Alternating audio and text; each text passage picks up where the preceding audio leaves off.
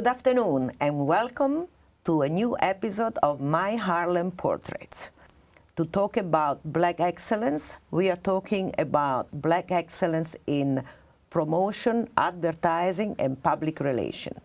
And we have here one of the best in the field, is Nina Flowers. Thank you for being with us, Nina. Thank you for having me. I appreciate it. Thank you so much. This is so wonderful to have you because you were one of the first people who welcomed me in Harlem when you were in charge of the public relations and the communication for nothing else than the iconic and world-famous Apollo Theater. Right. And you were amazing. You were one of my favorite people to work with and still are as we're working together. And I'm just happy to be here and, you know, so excited to talk about whatever you want to talk about. We are going to talk about everything, whatever we can talk about in this time. Okay. So when you left the Apollo, you decided to be an entrepreneur and moved, and you founded the Flowers Communications Group, which is a public relation. Since you are an expert in public relations and brand strategist, and you've been there for over 20 years, you are using your experience in specific in the arts and the entertainment field. Absolutely. Absolutely. It's something that's very important to me. You know, in my tenure at the Apollo obviously is an internationally recognized name. And even in that, I found over the years that it was, you know, there was a point where people knew it for one thing. You know, it almost at one point was like, oh, yes, James Brown and Ella Fitzgerald. But people weren't as, you know, they didn't know about the Apollo as sort of what it was doing currently and now. And exactly. I think over the years, and obviously now, it's come to a place where people are looking to what's happening at the theater, and it's a thriving performing arts institution, world-class performing arts institution. And I think the thing we did was to, first of all, strengthen the infrastructure of what was happening in the theater, and the programming obviously has grown exponentially, and it's wonderful, everything that they're doing. And, you know, just do that and sort of bring attention to the fact that, yes, this is about legacy and, you know, on the shoulders of a James Brown and Ella and Michael and all of that, but looking at that legacy through a contemporary lens.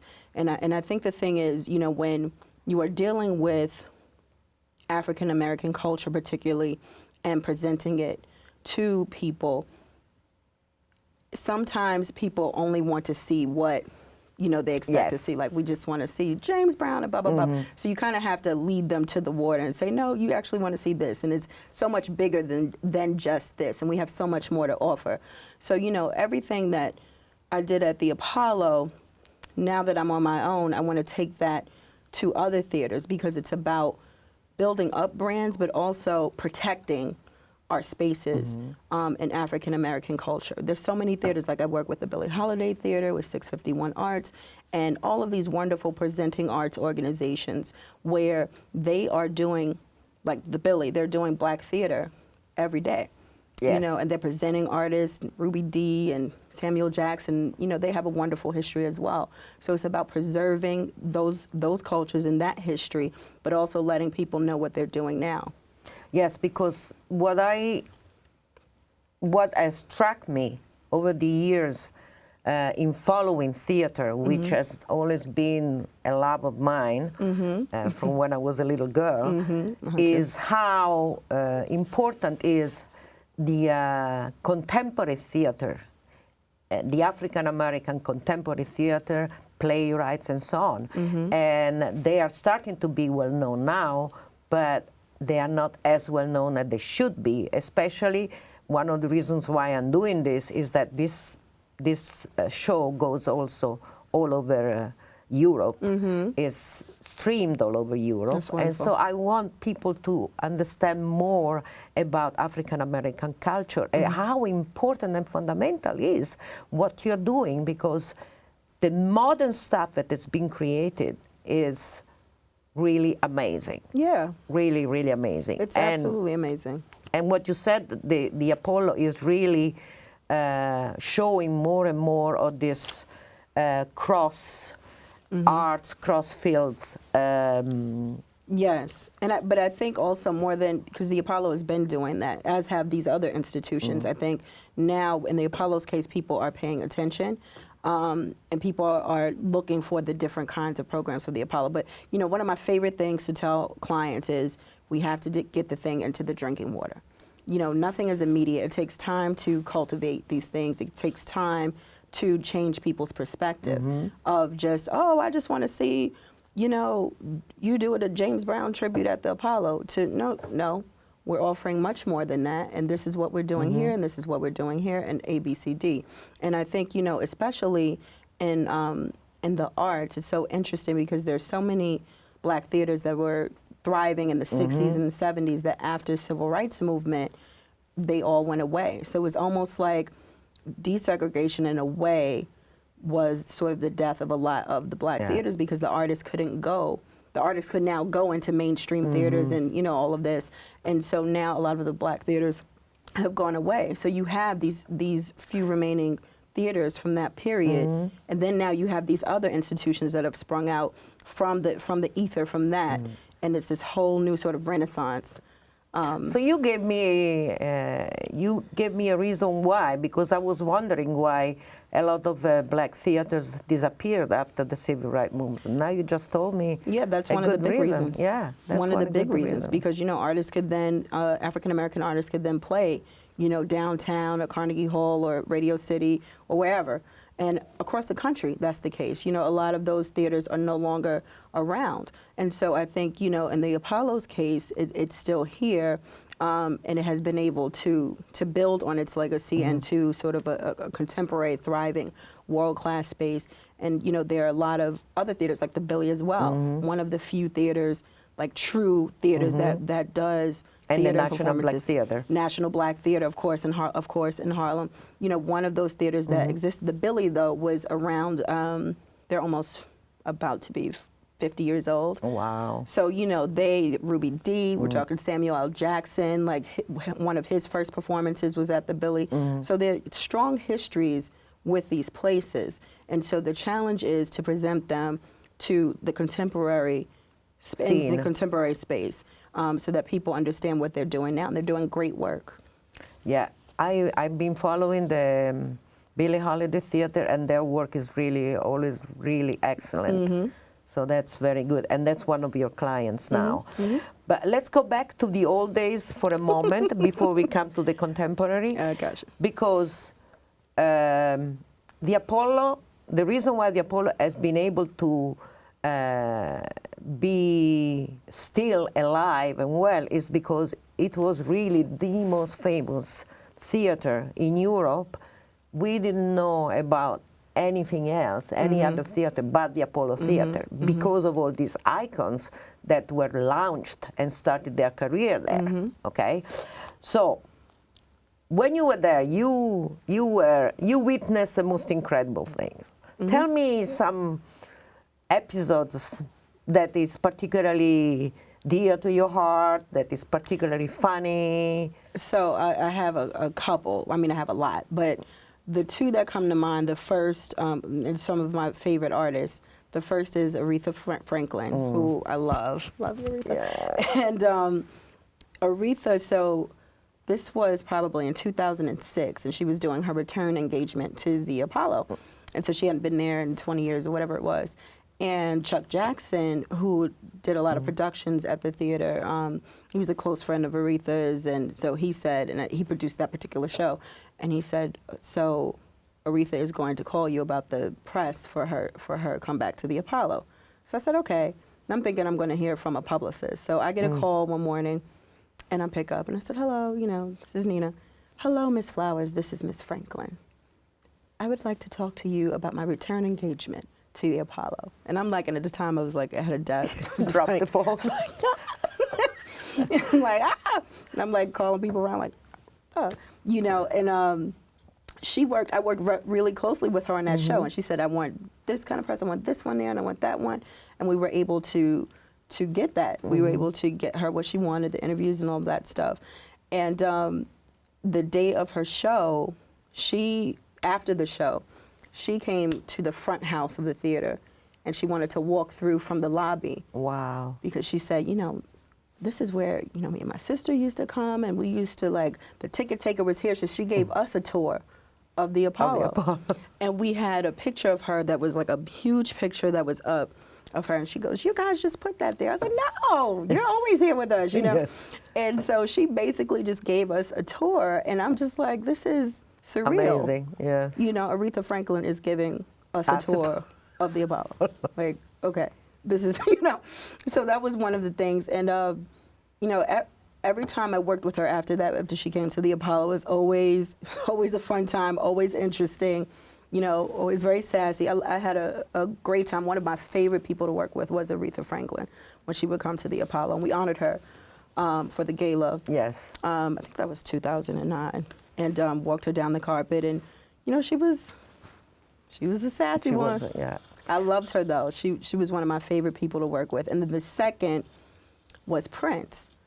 So I think this was the year before Aretha, or a couple years, and so we had the big red carpet. You remember the red carpet? So I was walking Mariah Carey down the carpet. No one knew Prince was coming. Yeah, Mariah Carey. Another favorite of mine. So I'm walking Mariah down the carpet, and then someone whispers into my ear.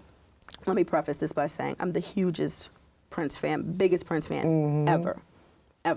So someone walks in, behind me, and they go, Prince is here. So I said, the Prince of what? The Prince of what? And they were like, Prince, like, what you got? And so I said, okay.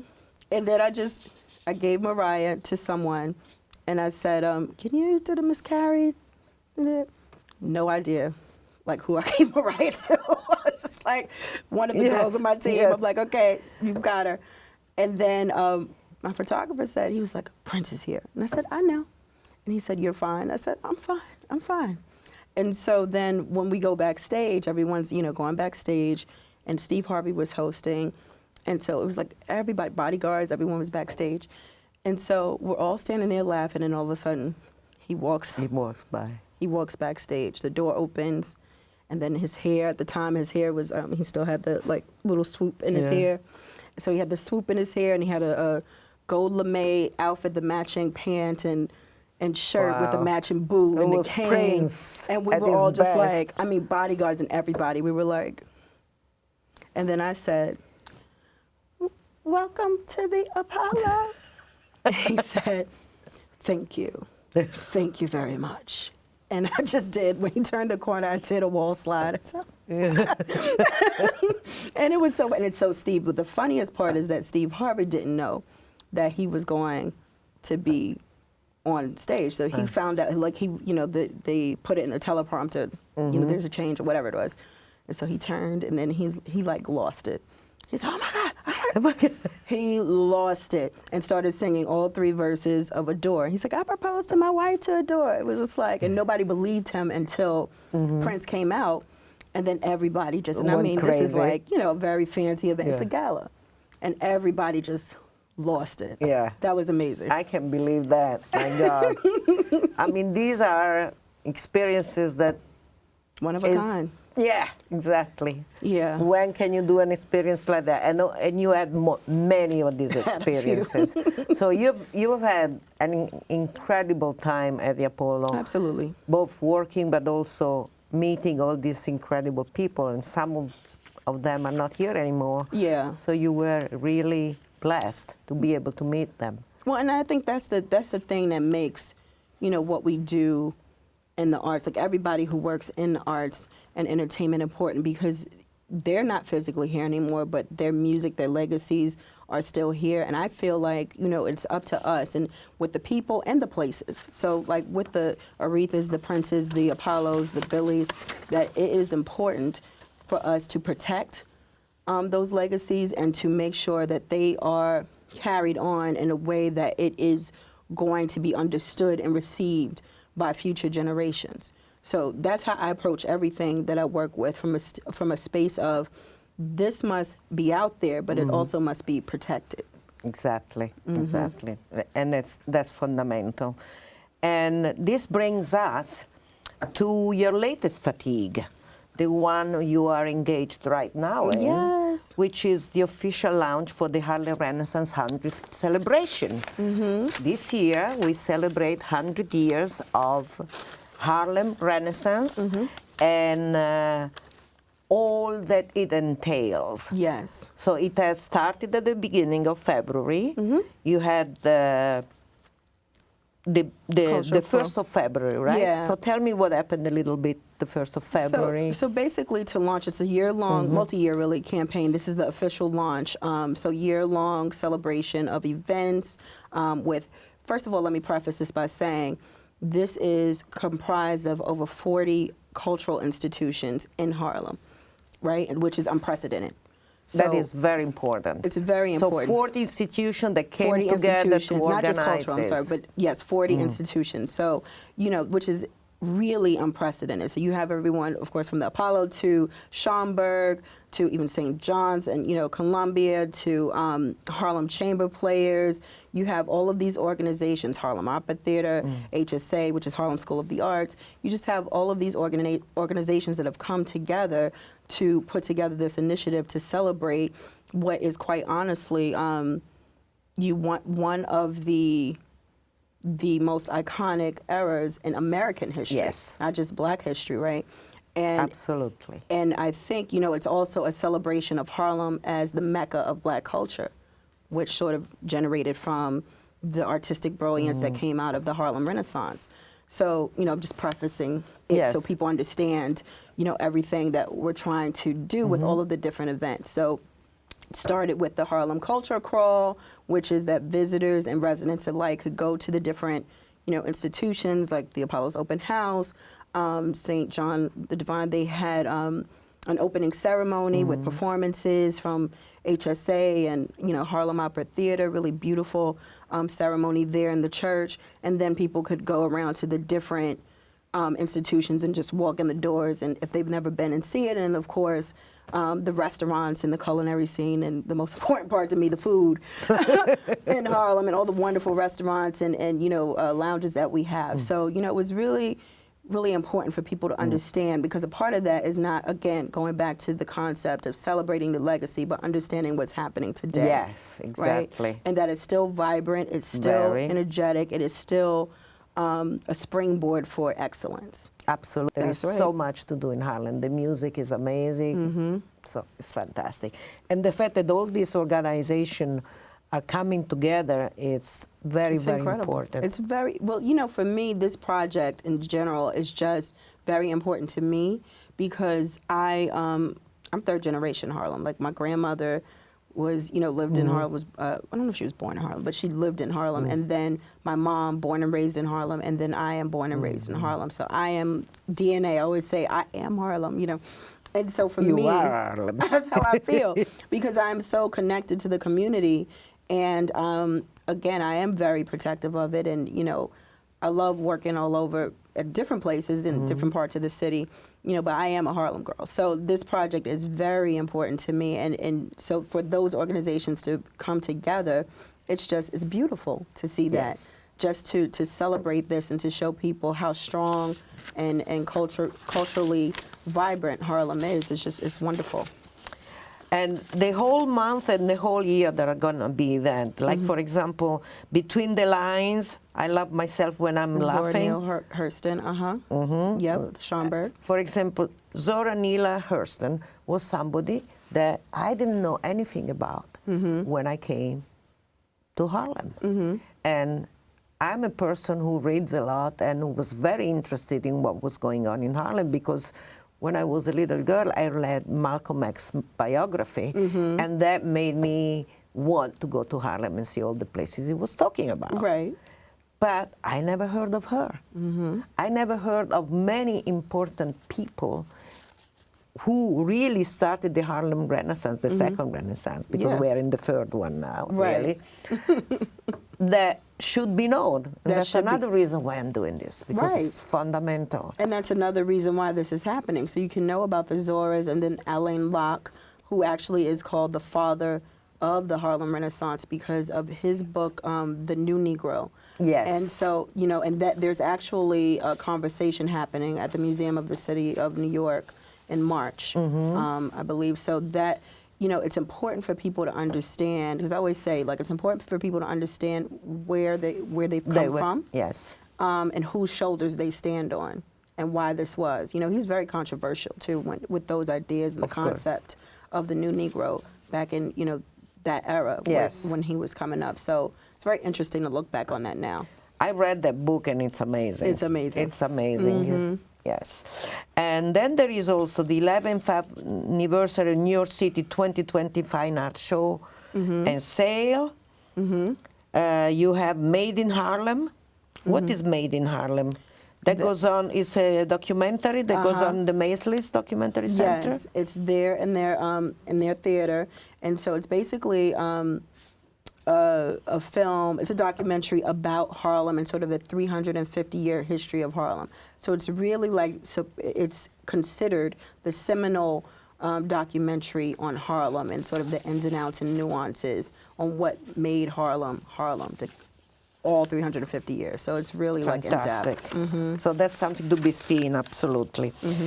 Then I see here the Gathering 14PT2. What is that? So that actually, I'm so interested in that because that is looking at the Harlem Renaissance, but looking at the influence of African culture, of Africa, on the Harlem Renaissance. Okay. What influences did Africa play into the Harlem Renaissance? So I'm really actually very interested in that. And the influences of Africa on the Renaissance today are also very strong. Oh, very strong. Very, very strong. Because all my friends, they are really thinking about going back to my roots. Well, you know, there was this last year, technically, 2019 was the year of the return. And a lot of my friends went to Ghana, and you know, I wanted to go, but a lot of people I know went to Ghana and made that journey, and it was very, I think, really sort of changed their perspective on a lot of things, and so that's why I'm really interested to see that, because you know the connection, you know, from a surface point of view, but when you really look into sort of the connecting dots, it's really kind of mind-blowing. The details, yes. Then there is also a tribute to the composers of the Harlem Renaissance. And then in March, the Romer Bearden Foundation Sank Artist Series. Tell me about that. What is that? Romer Bearden had art gallery, Sync Studios, or Sync Gallery, sorry, and he basically created a space for artists to commune and to network. So this is a recreation of that in an effort to keep, in the spirit of that, to keep that going, and to make sure that artists in Harlem have that same opportunity to network, to commune with one another, and to sort of build their art, build their work. That's very important also. And then we come to the New Negro. Then there is Jazz Icons of Harlem, a series celebrating American cultural innovators. Then Nightclub of the Museum. That sounds very interesting. Boaters Ball. That sounds very fun. It's your outfit, Maria. We want to be there. I'm gonna send you an invitation. Yes. Look at this. I'm putting asterisks here. And then live radio play. And then the Ordering of Moses featuring Damian Sneed. That's gonna be amazing. That's going to be, so many. There's such a, and I think also with this schedule of events, it shows the scope and the breadth of events that are happening, and just everything that is happening, and it just shows the diversity and what the partners have to offer. So everybody is doing something different. So we are coming to the end of our show. I was having fun. I know, it comes so quickly when you're having fun. But I would like you to remind to our viewers some of the institutions that are behind this, and also if there is a website where they can go and see all the important events that are happening. I would love to do that. So basically, some of the 40 institutions, I can't remember all of them off the top of my head, right? But they are all listed on the website. So you have the Apollo, you have St. John the Divine, you have Harlem Chamber Players, you have Harlem Opera Theater, the Schomburg, You have Harlem School of the Arts, Studio Museum, Harlem One Stop. So let me also say this. So Harlem One Stop is actually the facilitator of this, and they are, so another part of this is that it is an opportunity for people outside of New York to see everything that the community has to offer. So it's really like a tourist initiative. So for people to see, okay, oh, I didn't know about this and I didn't know about that. So an opportunity for them to understand sort of the wonderful things that the community has to offer. You know, Harlem is one of New York City's most treasured communities. Yes. So, you know, a lot of people know that, but they don't know what that means. No. So this is sort of a way for people to find out about Harlem and find out about its history and find out about all the wonderful things that, you know, it and its residents are continuing to do today. Exactly. And where can we find all this information? So you can visit HarlemRenaissance100.org. HarlemRenaissance100.org. Very good. Thank you so much for being with us. I'm sorry the time went so fast. I know. It means you have to come back again. I think so. I really enjoyed it. And thank you to our viewers for being with us. See you next time, 12:30 every Saturday, My Harlem Portraits.